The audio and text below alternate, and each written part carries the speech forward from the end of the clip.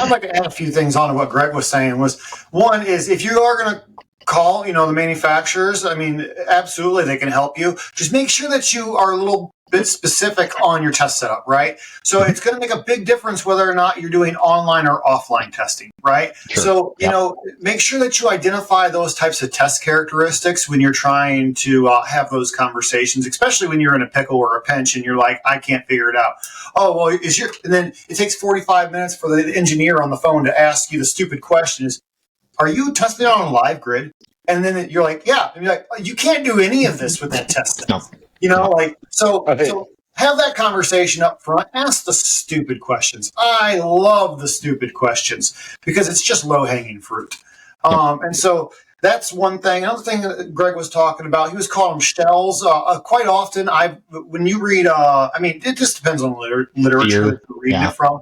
Meggers, Getting Down to Earth, calls it spheres of influence. Mm-hmm. And so when he's talking about those spheres of influence, you're talking about, imagine that you have a ground rod and just put a 10-foot sphere in all directions around that rod.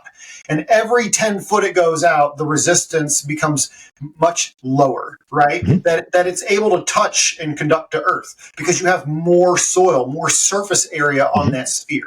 So that's what he's talking about. And when you're talking about a really large ground grid, right? I've been out at like some of these really large manufacturing plants, right? When they're building and they're literally just, they're digging Earth.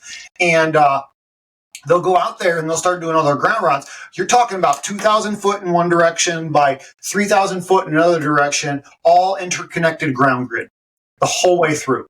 And you're like, well, how do I test this thing as a grid? Mm-hmm. Well, these documents, IEEE, they're going to say 5 to 7, maybe even 10 times the diagonal length of the grid, right? Because you got to have this giant sphere. I can't just test a little bit of Earth right next to it. Right? You got to go 5 to 10 times out, so that way you can scale your meter properly. That's essentially what you're doing, right? Yeah, I like so if you end up doing that, I'm going to give you a cool tip right here. Is that I think IEEE 81 does a okay job of it, but Meggers Getting Down to Earth does a little bit better job of explaining the differences between some of the tests. Fall potential, if you're going to do a fall potential on that size grid, you're going to have to be like a mile out. Yes. Who's stretching test leads out that far? Like, get out of here, right? You're not doing that. That's just, it's going to take you half practical. Set up, right? It's not practical. It's just not practical. So there are other tests that you can do. And one thing that I've done in the past that I highly recommend, and reach out if you're unsure. It's very difficult to crunch the numbers with, but if you make an Excel spreadsheet, it works perfect.